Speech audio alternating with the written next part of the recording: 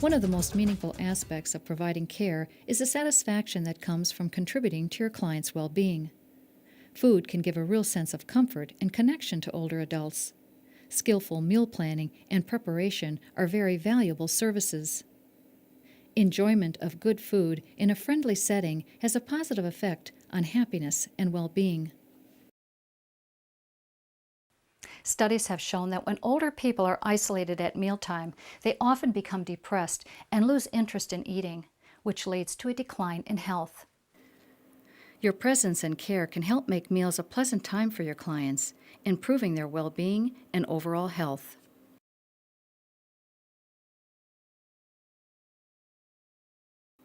Older adults absorb fewer nutrients from foods they eat, and the ability to digest fats decreases with age.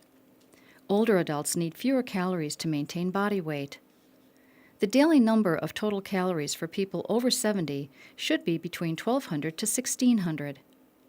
Calorie needs decline by 25% for people over 70, yet protein needs remain constant or increase.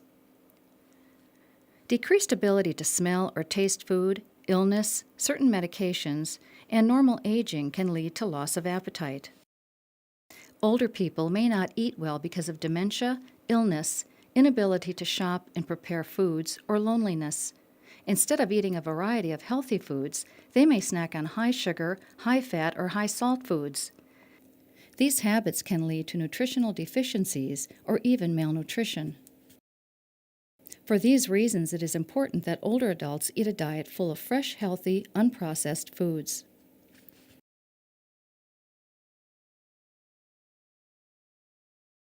Nutrition experts at Tufts University developed a new version of the food pyramid with dietary recommendations for people over 70.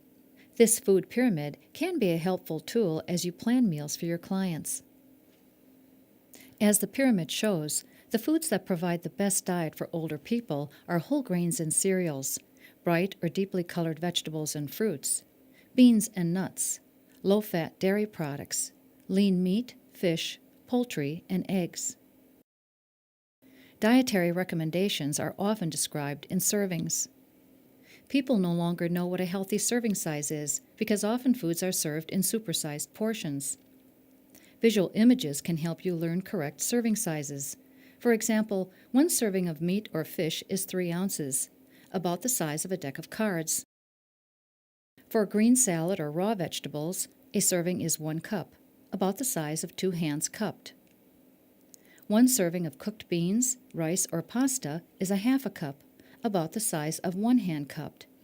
If the person eats 1 cup of beans, rice, or pasta, he or she has had 2 servings. Many foods come in 1/2 cup serving sizes. These include cooked vegetables, cooked cereal, but cold cereal is 3/4 cup for 1 serving, cottage cheese,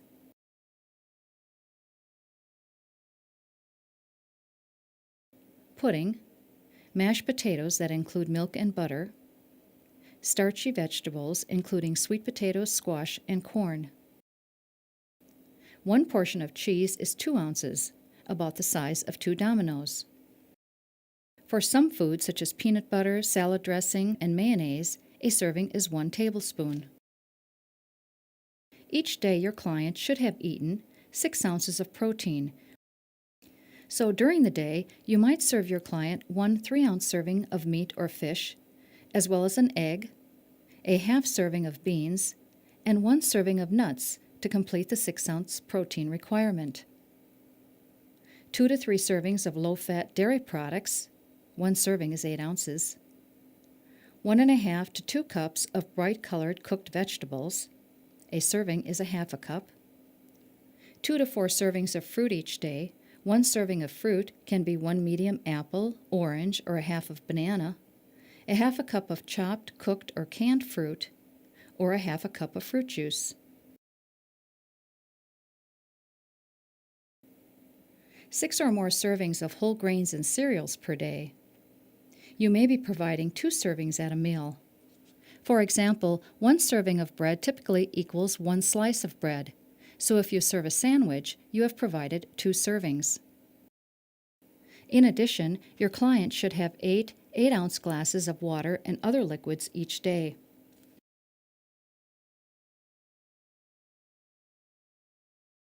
Older people often lose their sense of thirst and do not drink enough water. This can lead to serious health problems.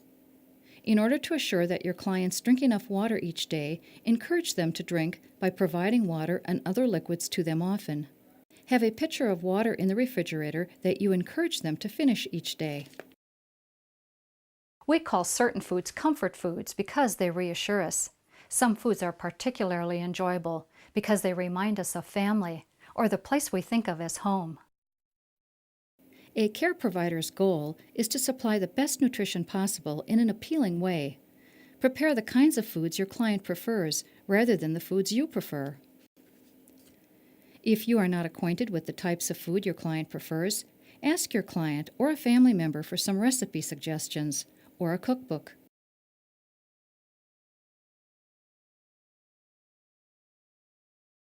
Good meal planning saves time and money and promotes health with meals that are appetizing, varied, and nutritious. Plan meals for a 1-week period. When developing menus, pay attention to the total number of calories in the meal and its nutritional value. When planning meals, a simple book that lists the calories, proteins, carbohydrates, fats, and sodium for different foods can be helpful. Generally, the total daily calories for people over 70 should be between 1,200 to 1,600. Including a variety of foods is important for good health. Different foods contain a variety of different nutrients, and variety adds color and texture to the meal. Use the food guide pyramid for older adults as a guide when planning meals. Even with a limited food budget, it's possible to create tasty, nutritious meals. For example, you can make a nutritious meal with a couple of eggs, some whole grain toast, and a piece of fruit or carrot.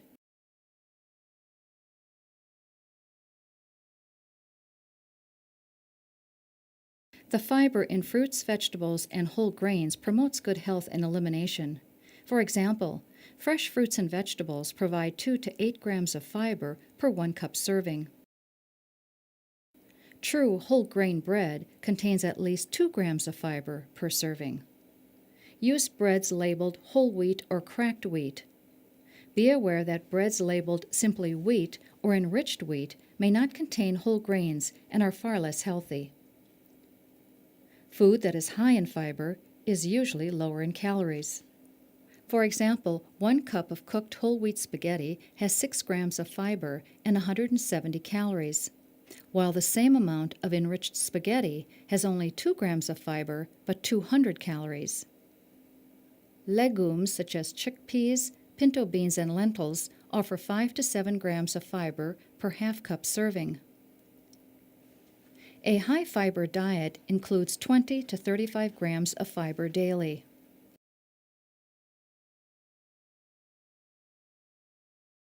Older adults may be following diets prescribed by their doctors, such as low-fat, low-sodium, or a diabetic diet. If your client is not following the prescribed diet, or if you notice a change in his or her appetite, report your observation to your supervisor. Any medically prescribed diet requires special attention in shopping and cooking.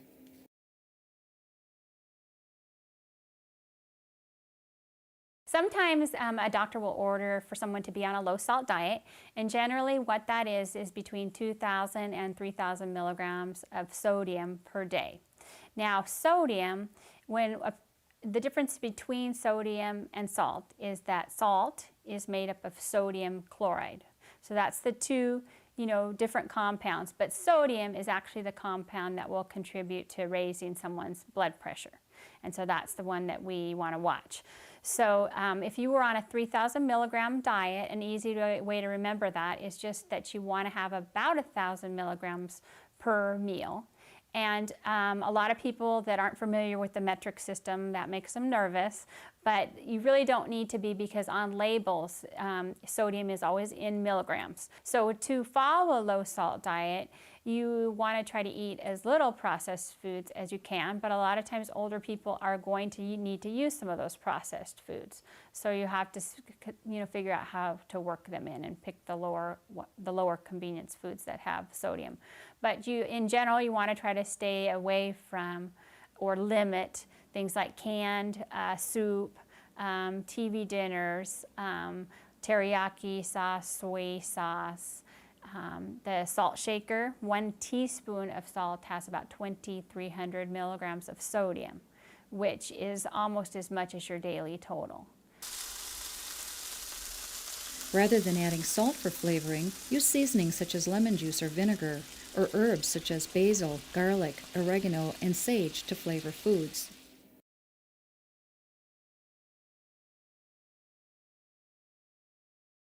If your doctor wants your client to follow a heart-healthy diet, usually what that consists of is a total of no more than 40 to 60 grams of fat a day, depending on if you're a man or a woman, and generally not more than 15 to 17 grams of saturated fat, if you were looking at that more closely. Saturated fat is the main fat that contributes to heart problems, heart attacks, and strokes. And that's found on the label right underneath total fat. And like I said, you don't want to have more than about 15 to 18 grams of saturated fat a day. And it's in foods like cream, whole milk, fatty red meat, butter, ice cream. Doesn't mean you can't have those foods, but you should be eating a limited amount of those foods because they do have a lot of saturated fat, even including cheese. Trans fats, the recommended limit for trans fats, and that's found right underneath saturated fat on the label. The recommended limit is actually 0 a day. So you want to try to avoid trans fats in most foods because those are not considered heart healthy either. Foods that have trans fats would be like stick margarine, donuts, fast food, some forms of Crisco, and they're really trying in the food industry to remove the trans fats from food because they know that they're not heart healthy. The most heart healthy of the fats on the label would be monounsaturated fats, and also a fat called omega-3s, which is a type of polyunsaturated fat. And simply put, omega-3s are the fat that's found in fish. So fish is really healthy for your clients, and also things like spinach and flaxseed and walnuts. They have a lot of the good types of fat. And you can even include things like shrimp and shellfish up to a couple times a week, which also has omega-3s, but it has a little more cholesterol, so we limit those. Basically, a heart-healthy diet is a diet that's really rich in fruits and vegetables and whole grains and fish and some nuts and lean meats, chicken, fish, beef. And we recommend that your client doesn't have red meat more than twice a week, even if it's lean. And the leaner cuts of red meat would be rump roast, round, loin, sirloin. And that's a good rule to remember. If it has the word loin or sirloin, it's generally leaner, as opposed to like chuck or T-bone or ribs or sausage. Those are fattier red meats and contain a lot more saturated fat. To decrease fat in the diet, use low-fat or non-fat milk for drinking and cooking. Bake food instead of frying. Trim fat from meat before cooking. Add less fat or oil to food. Eat less processed foods. Limit restaurant eating to 1 to 2 times per week.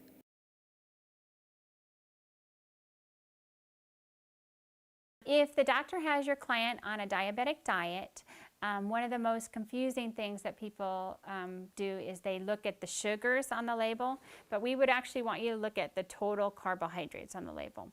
And generally, someone would get between like 150 and 200 grams of total carbohydrate per day. But an easy way to remember it is that most people are on between 45 and 60 grams of carb per meal. So a lot of times people, when their client's on a diabetic diet, they try to make it too strict, or they look at sugars. On the sugar line, that's actually included in the total carbohydrate. So if an apple had a label, it would actually say 15 grams of sugar on the sugar line. So you can't go by the sugar line. You want to go by the total carbohydrate line.